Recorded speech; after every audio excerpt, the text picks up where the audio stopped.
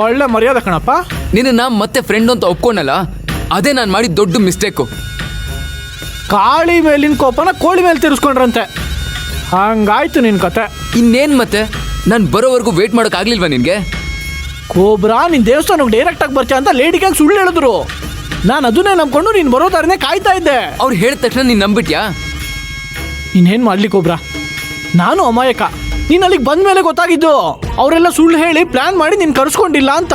ಇದೆಲ್ಲ ಪಕ್ಕ ಕಾವೇರಿದೆ ಪ್ಲಾನು. ನನ್ನ ಅವಾಯ್ಡ್ ಮಾಡಬೇಕು ಅಂತ ಪದ್ಮಾಂಟಿ ಹತ್ರ ಸುಳ್ಳು ಹೇಳಿಸಿದಾಳೆ. ಕೋಬ್ರಾ, ಏನ್ ಇಷ್ಟೊಂದು ಯೋಚನೆ ಮಾಡ್ತಿದ್ಯಾ? ಅದೆಲ್ಲ ಹಾಳಾಗೋಗ್ಲಿ, ನಿನಗೆ ನಾನು ಅಷ್ಟು ಸರ್ತಿ ಫೋನ್ ಮಾಡಿದ್ದೀನಿ, ಒಂದ್ಸಲನಾದ್ರೂ ಫೋನ್ ಪಿಕ್ ಮಾಡಕ್ ಆಗ್ಲಿಲ್ವಾ ನಿನ್ಗೆ? ನಿಮ್ ಮನೆ ಮುಂದೆ ನಾಯಿ ತರ ವೇಟ್ ಮಾಡ್ತಿದ್ದೆ ನಾನು.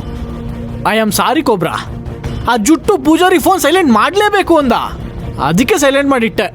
ಒಟ್ನಲ್ಲಿ ಏನೋ ಒಂದು ಹೇಳಿ ನನ್ನ ಬಾಯಿ ಮುಚ್ಚಿಸ್ತೀಯ ನೀನು. ಕೋಬ್ರಾ, ನಾನು ಯಾವತ್ತಿದ್ರು ನಿನ್ ಪರನೇ, ಅದ್ರ ಬಗ್ಗೆ ಡೌಟೇ ಬೇಡ. ಇವಾಗ ನಾವು ಯೋಚನೆ ಮಾಡಬೇಕಾಗಿರೋದು ಕಾವೇರಿ ಎಂಗೇಜ್ಮೆಂಟ್ನ ಹೇಗೆ ನಿಲ್ಲಿಸಬೇಕು ಅಂತ. ನಾನು ಅದನ್ನ ಆಲ್ರೆಡಿ ಪ್ಲಾನ್ ಮಾಡಿ ಇಟ್ಟಿದ್ದೀನಿ. ಹೌದಾ? ಹಾಗಾದ್ರೆ ನಮ್ಮ ನೆಕ್ಸ್ಟ್ ಮೂವ್ ಏನ್ ಕೋಬ್ರಾ? ನಾಳೆವರೆಗೂ ವೆಯ್ಟ್ ಮಾಡು, ನಿನಗೆ ಗೊತ್ತಾಗುತ್ತೆ. ಕೋಬ್ರಾ, ನಾಳೆ ಒಂತವರೆಗೂ ವೆಯ್ಟ್ ಮಾಡೋಕ್ಕಾಗಲ್ಲ. ಅದೇನ್ ಪ್ಲಾನ್ ಅಂತ ಈಗಲೇ ಹೇಳು. ಅದು ಹೇಳೋದಲ್ಲ, ಮಾಡಿ ತೋರ್ಸೋದು. ಬರ್ಲಾ? ಕೋಬ್ರಾ ಅದೇನ್ ಪ್ಲಾನ್ ಮಾಡ್ತಿದ್ದಾನೆ ಅಂತ ಅರ್ಥನೇ ಆಗ್ತಿಲ್ವಲ್ಲ.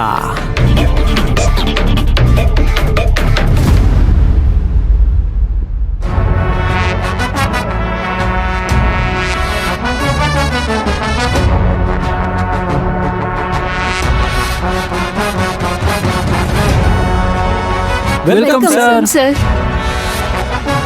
Welcome sir. Thank you sir. ತುಂಬ ದಿನಗಳಾದ್ಮೇಲೆ ನಿಮ್ಮನ್ನು ನೋಡಿ ಖುಷಿ ಆಯಿತು ಸರ್. ಹೌದು, ನಾನು ಆಫೀಸಿಗೆ ಬರೋದು ನಿಮಗೆ ಹೇಗೆ ಗೊತ್ತಾಗಿತ್ತು? ರಾಮ್ ಬಂಟ ದತ್ತ ಇರಬೇಕಾದ್ರೆ ಎಲ್ಲಾನು ಗೊತ್ತಾಗತ್ತೆ.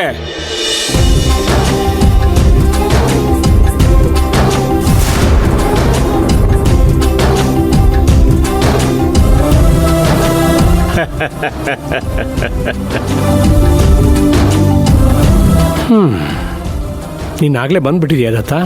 ಅಲ್ಲ ರಾಮ್, ನೀನು ಆಫೀಸಿಗೆ ಬರ್ತಾ ಇದೀಯಾ ಅಂದ್ರೆ ನಾನು ಬರದೆ ಹೇಗೋ ಇರಲಿ.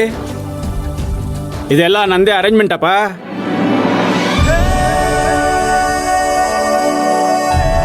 ಇನ್ಮೇಲೆ ಈ ಮುದುಕ ನನ್ನ ಕಂಟ್ರೋಲಿಗೆ ಸಿಗ್ತಾನೆ ಅಂತ ಅಂದ್ಕೊಂಡ್ರೆ ಈ ಮುದುಕ ಅಡ್ಡ ಬಂದಿರೋ ಥರ ಇದೆ. ಇರಲಿ ಇರಲಿ, ಈ ಪ್ರಬಲನಿಗೆ ಸೊಳ್ಳೆ ತಿಗಣೆಗಳೆಲ್ಲ ಲೆಕ್ಕನೇ ಇಲ್ಲ. ಅರೆ, ರಾಮ್ ಸರ್ ಬಂದಿದ ತಕ್ಷಣ ತೇಜಸ್ವಿ ಸರ್ ಕೂಡ ಬಂದ್ಬಿಟ್ಟಿದ್ದಾರೆ.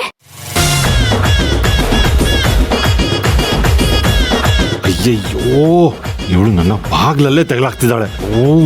ಏನಪ್ಪ ಮಾಡೋದು? ಮೊದಲು ಅಪ್ಪ ಬಂದಿದಾರಲ್ಲ, ಅದನ್ನ ಎಂಜಾಯ್ ಮಾಡಿ. ಮತ್ತೆ ಎಲ್ಲರೂ ಹೇಗಿದ್ದೀರಾ? ವಿಶ್ವಂಬರ ಗ್ರೂಪು ನಿಮ್ಮನ್ನು ಹೇಗೆ ನೋಡ್ಕೋತಾ ಇದೆ? ಪ್ರೀತಮ್ ಸಾರು ಕಾವೇರಿ ಮೇಡಮು ನಿಮ್ಮಷ್ಟು ಚೆನ್ನಾಗಿ ನೋಡ್ಕೋತಿದ್ದಾರೆ ಸರ್. ಇವರಿಬ್ಬರಿಗೆ ಈ ಬಿಟ್ಟಿ ಬಿಲ್ಡಪ್ ಬೇರೆ ಕೇಡು. ಯಾರೇ ಇದ್ರು ನಿಮ್ಮನ್ನಂತೂ ತುಂಬಾ ಮಿಸ್ ಮಾಡ್ಕೊಂಡ್ವಿ ಸರ್. ಹೌದು ಸರ್, ನಾವು ತುಂಬಾ ಮಿಸ್ ಮಾಡ್ಕೊಂಡ್ವಿ. ಹೌದು ಸರ್, ನಾವು ತುಂಬಾ ಮಿಸ್ ಮಾಡ್ಕೊಂಡ್ವಿ. ನಾನು ಅಷ್ಟೇ ನಿಮ್ಮನ್ನು ತುಂಬ ಮಿಸ್ ಮಾಡ್ಕೋತಾ ಇದ್ದೆ. ಇವತ್ತು ರಾಮ್ ಏನೇ ಆಗಿದ್ರು ಅದು ನಿಮ್ಮಗಳಿಂದ. ನಿಮ್ಮ ಶ್ರಮನೇ ನನ್ನ ಶ್ರೇಯಸ್ಸು.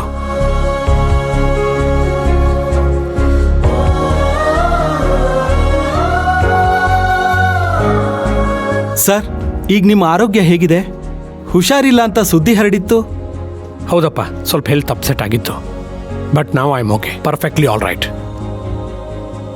ಹಾಂ, ನಿಮ್ಮೆಲ್ಲರ ಪ್ರೀತಿ ವಿಶ್ವಾಸ ನನ್ನ ಜೊತೆ ಇರೋವರೆಗೂ ಈ ನಿಮ್ಮ ರಾಮ್ಗೆ ಏನೂ ಆಗಲ್ಲ.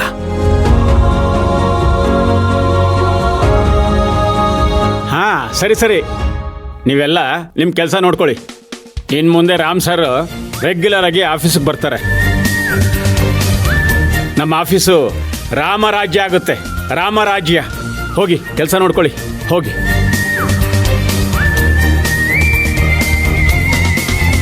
ಹಾಂ ಹಾಂ.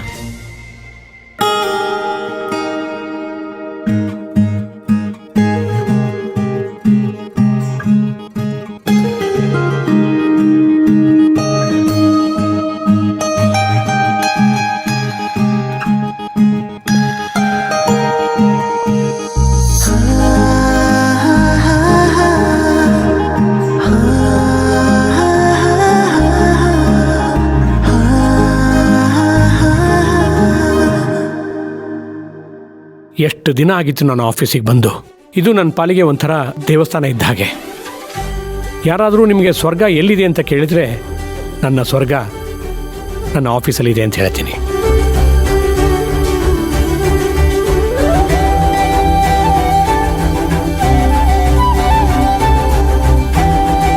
ಅಪ್ಪ ಒಂದು ನಿಮಿಷ ಅಪ್ಪ.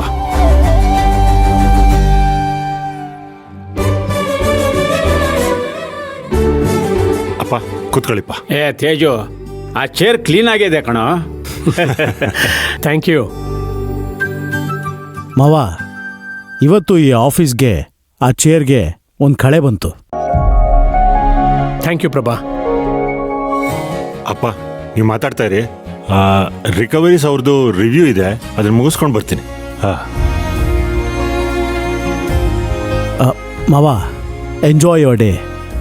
ಅಂಕಲ್ ಜೊತೆ ಮಾತಾಡ್ತಾ ಇರಿ. ಏನಾದರೂ ಇದ್ರೆ ನನಗೆ ಫೋನ್ ಮಾಡಿ, ಓಕೆ? ನಾನು ಸ್ವಲ್ಪ ಹೋಗಿ ಬರ್ತೀನಿ. ಆಗಲಿ ಕಣ.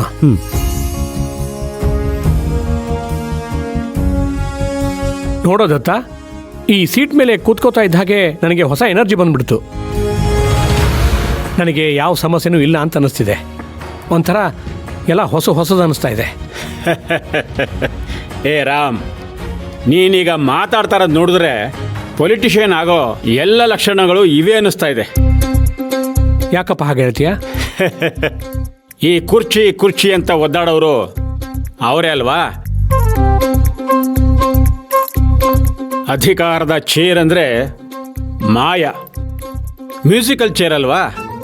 ಅಂತೂ ನೀನನ್ನು ಪೊಲಿಟಿಷಿಯನ್ ಮಾಡಿಬಿಟ್ಟೆ. ಆದರೆ ಒಂದು ವಿಷಯದಲ್ಲಿ ನಾನು ಲಕ್ಕಿ. ರಾಜಕೀಯದಲ್ಲಿ ಎಲ್ಲರೂ ಅಕ್ಕಪಕ್ಕ ಟವೆಲ್ ಹಾಕಿ ಕಾಲೆಳೆಯೋರು ಇರ್ತಾರೆ. ಇಲ್ಲಿ ನೀನಿದೆಯಾ, ನೀನು ಹಾಗಲ್ಲ. ಅದೇ ನನಗೆ ಸಮಾಧಾನ. I am really proud of you. I am blessed Datta.